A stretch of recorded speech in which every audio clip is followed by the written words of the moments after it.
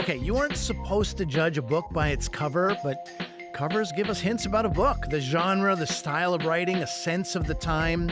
But for racialized writers, the covers can suggest things that don't always sit right.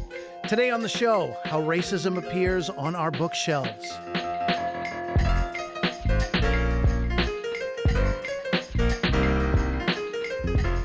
Hey there, I'm Ali Hassan, sitting in for Elamin Abdul Mahmoud.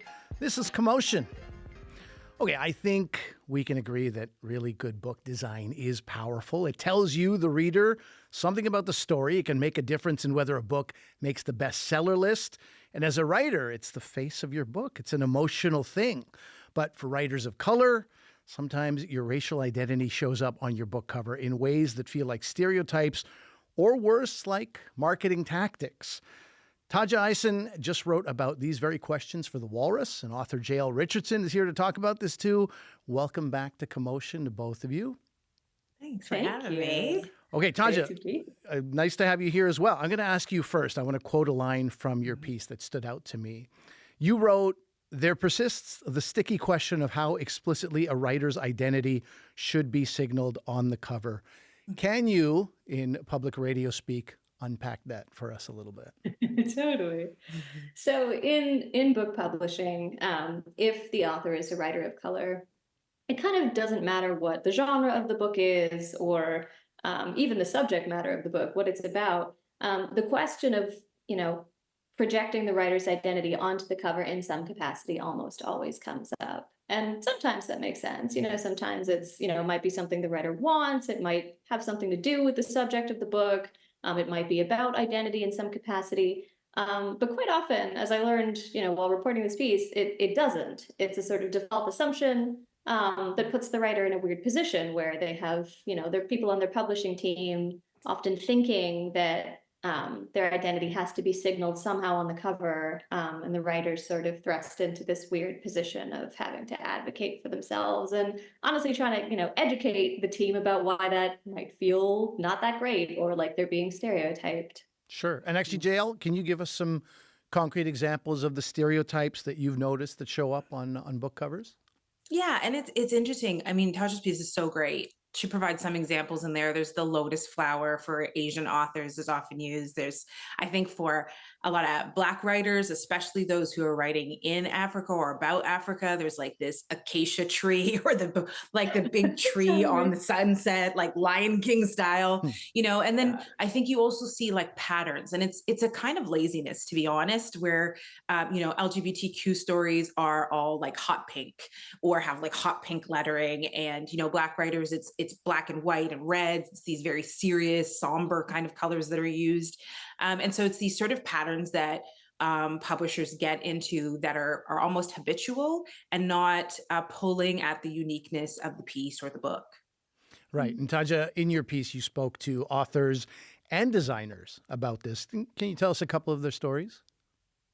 Yeah. So one of the writers I spoke to, she's a nonfiction writer. When she was originally in cover discussions with her press, she, didn't want to overstep because she's a debut writer, wasn't super familiar with the process. But she did say, she asked for a couple specific things. She said, I'd really like it if the colors on the cover were gender neutral and there were no pinks and purples. I don't, want images of any Black people on the cover to suggest that it's like a book about race. And I don't want any images that, sort of connote unity or like belonging or unbelonging or anything like that. I've seen it done to a lot of books by Black writers. I'd prefer if we didn't do that. And then when she got her, when she got some design drafts of the cover back, it had just beat for beat everything she had asked not to have. And that was incredibly discouraging for her. Most of the covers were pink and purple, and there were exactly the images and color splotches and figurations she'd asked to avoid. And the result of that was that it made her doubt herself and her work, and resulted in this long process of, trying to renegotiate it back to a place that felt better for her. And, talking to somebody on the design side was really interesting too, because she felt that designers don't have a ton of agency in this process. There's a lot of stakeholders at a press who want, everybody wants the book to do well, And there's this logic in publishing that if it worked before, it'll work again. So we should do it. And so the designer's trying to incorporate the author's perspective, the editor's perspective, the publisher's kind of business perspective, and bring their own creativity. And it sort of puts them in this strange tight spot.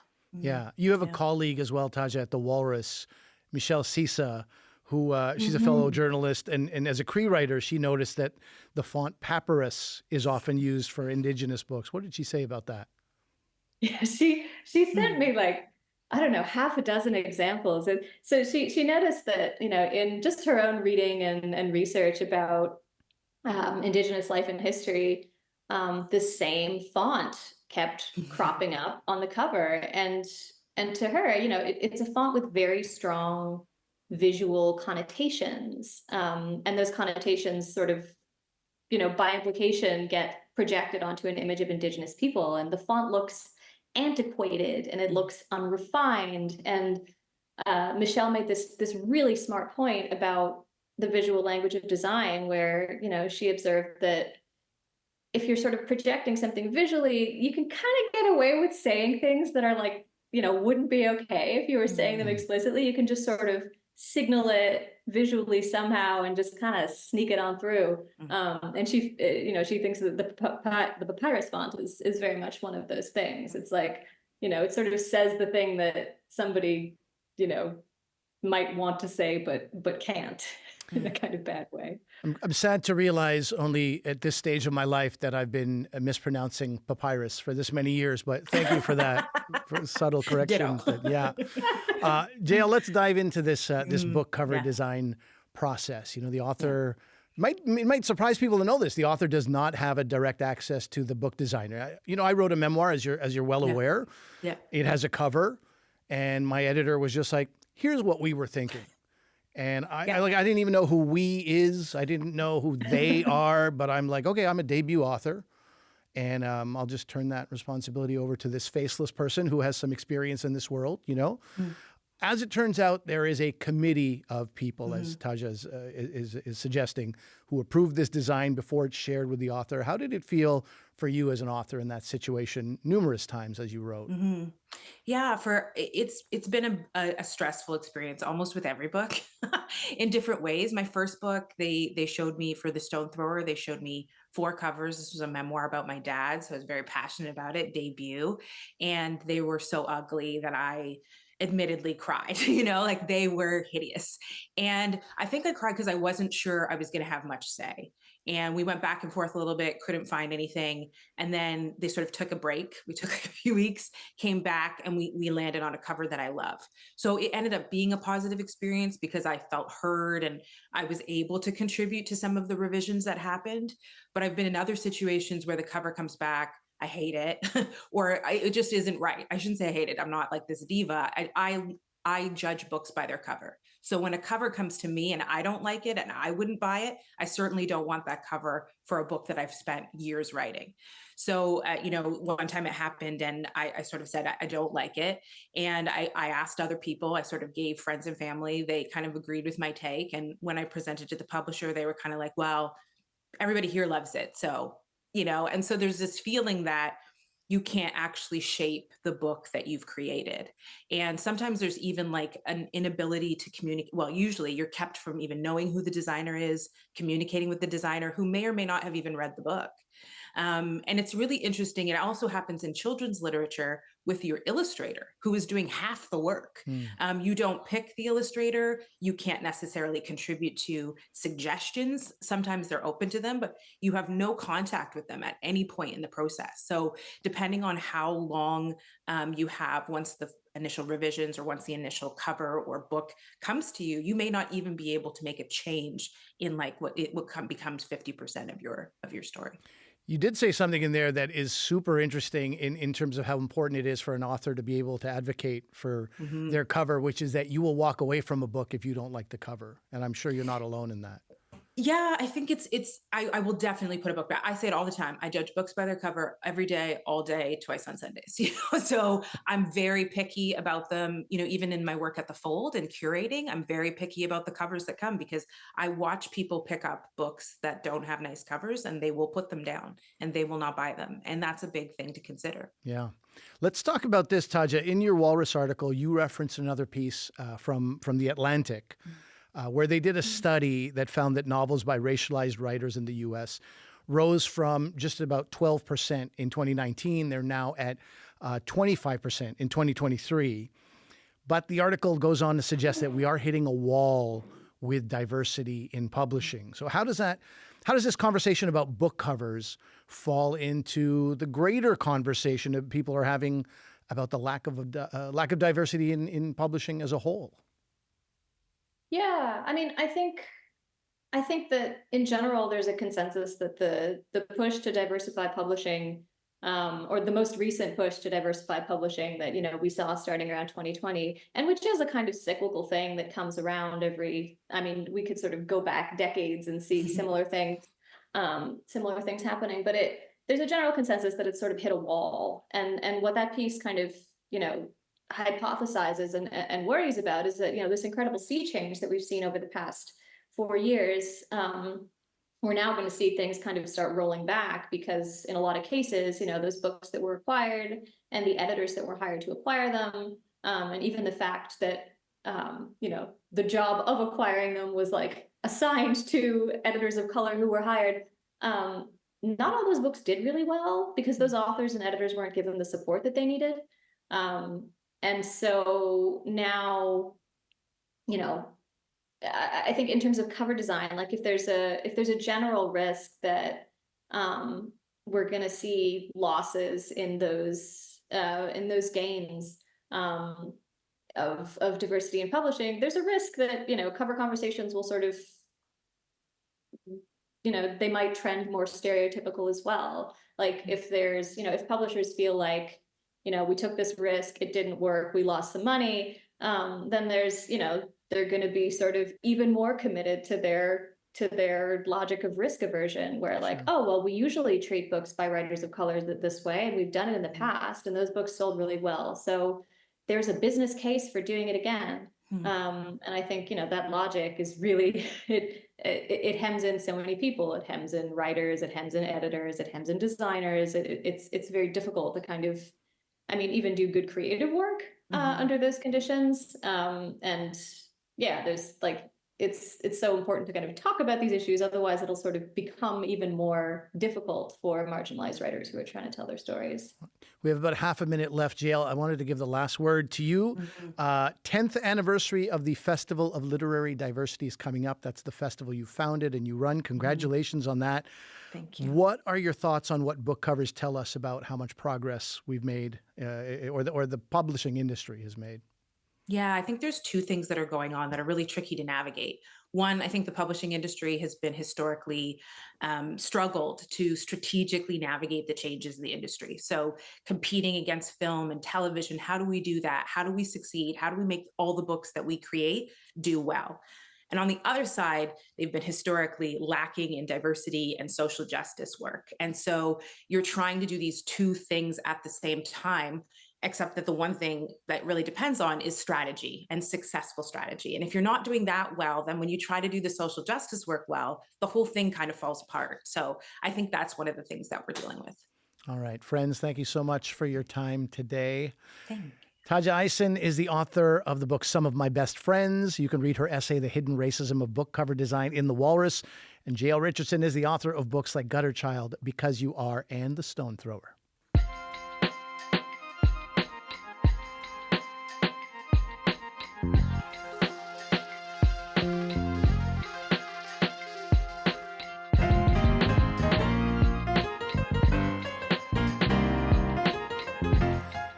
I'm Ali Hassan, sitting in for Elamin Abdelmahmoud. This is Commotion. Now, do you remember Tiger King? It wasn't that long ago. The Netflix show was one of the biggest breakout shows during the pandemic. It featured the story of Joe Exotic, the owner of a zoo involved with the illegal trade of big cats and a murder for hire plot. And the series felt like a mix of true crime and reality television. The director of Tiger King, Eric Goode, has a new series premiering on Crave this Sunday, Chimp Crazy. It's about people who keep chimps as pets. Tonka and I just found each other. It was meant to be. It was just natural. And Tonka loved me as much as I love Tonka. It's like your love for God. Tiger King's success put its director in the spotlight as an animal rights activist. So, in order to get access to people for Chimp Crazy, he hired someone else to pose as the director instead, raising all sorts of ethical questions. Sam Adams wrote about the series for Slate, which premieres this Sunday on HBO. Hi, Sam. Hi, thanks for having me. Absolutely. Now, can you describe what Chimp Crazy is about in ways that I cannot? I can give it a shot. This is a wild story with a lot of twists in it. And in essence, it's the story of Tajja, who you just heard in the clip. She is a sort of an exotic animal broker from the American Midwest who develops sort of extreme emotional attachment to the animals that she cares for, and particularly one of her chimps named Tonka. She becomes, over the course of the series, kind of a prime target of the animal rights activists at PETA who want to shut down this place where she works called the Missouri Primate Foundation. And they become sort of locked in the battle over the custody of these chimps. And the series also expands to take in a number of other women, also sort of mostly from the American Midwest, who form these extreme emotional bonds with chimpanzees that are who they often refer to as their kids. So that they really kind of get out of control with how attached they are to these animals and how they humanize them, and that leads them to keep them in what certainly by PETA's definition are some pretty unethical and not kind of horrific conditions. I mentioned Tiger King out of the gate because there are inevitably comparisons between Joe Exotic from that show and Tajja Haddix from this show, Chimp Crazy. They are both larger than life characters, but they're also very different. Can you speak to that a little bit? Yeah, so Tajja definitely gives off Joe Exotic vibes at the beginning. She's sort of very heavily made up. She calls herself the Dolly Parton of chimpanzees. But she is, I think, a much sadder character than Joe. Joe is very clearly out for Joe. He is out to sort of promote himself, whether it was, on the, podcast or YouTube series or putting out country songs or whatever. Tajja really seems to be driven by emotional needs that even at the end of the series aren't entirely clear to us. She really does. She says at one point that she is more sort of connected to this chimpanzee than she is to her own son.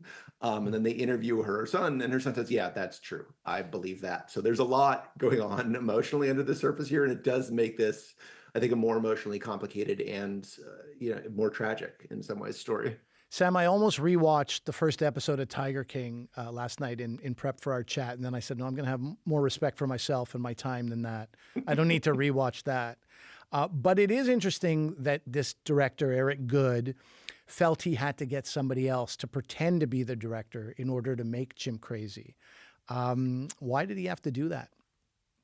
Well, I think Tiger King kind of gave him a reputation within this kind of exotic animal owning and selling community as someone who is on the side of what Joe Exotic refers to in the first in Tiger King as kind of the animal rights people. Those are his nemesis. Those are the ones who think they know better than him how to take care of these animals, who want to take them away from him. And Eric Goode is perceived as being on their side.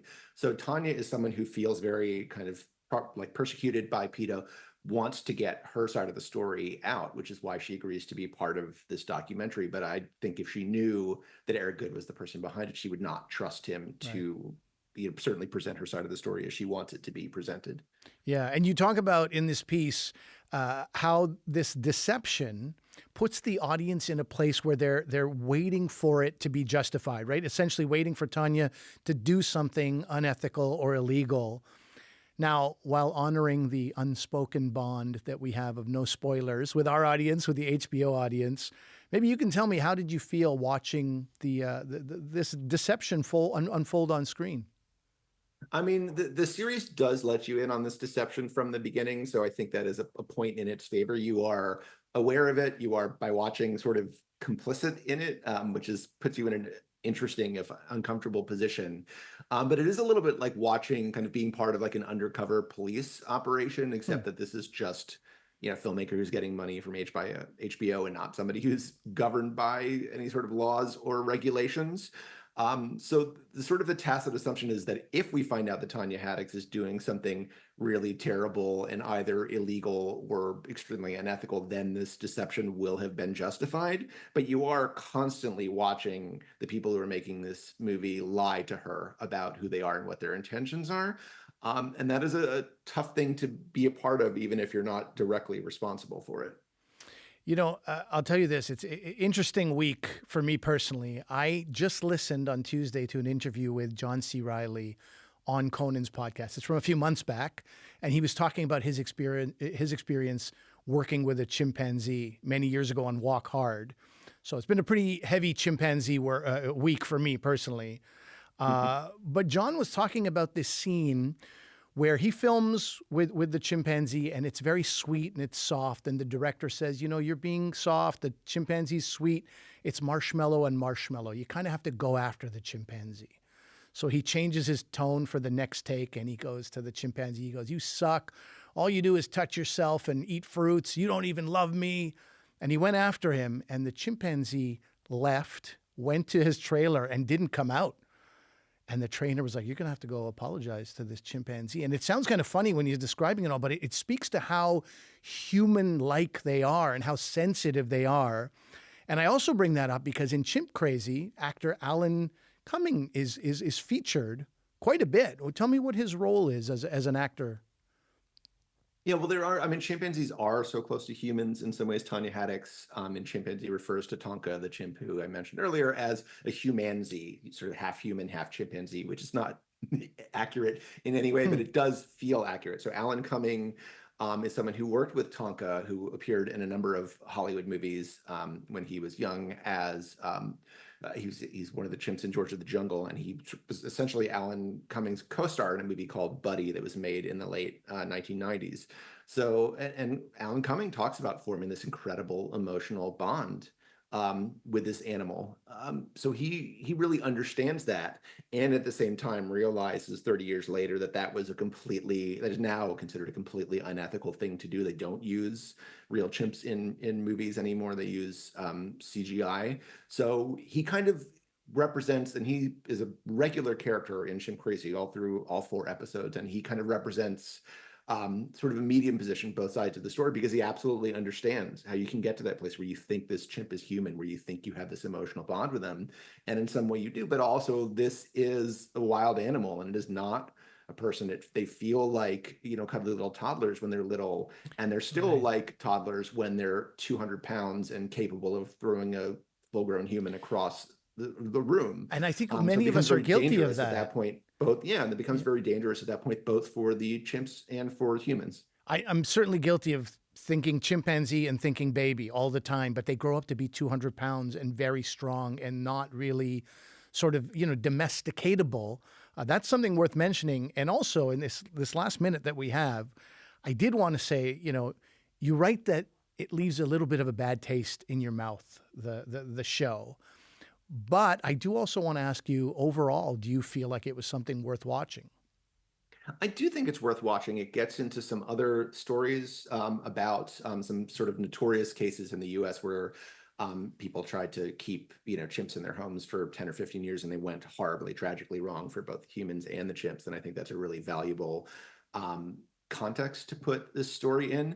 And I think it's also, you know, it's good to end up in a place where you feel sort of emotionally and ethically troubled and questioning by this. I think, you know, the extent to which the series is or isn't in control of that, one can debate, but I think that's a useful place to end up. You do end up asking with more questions than answers. And I think that's, you know, a great service that it provides in a way. All right. Thanks, Sam. We'll have to leave it there. Appreciate you chatting with us today. Yeah, thank you so much. Sam Adams is a writer and senior editor at Slate. You can read his article on Slate right now. And HBO's Chimp Crazy has premiered, but you can catch it this Sunday on Crave.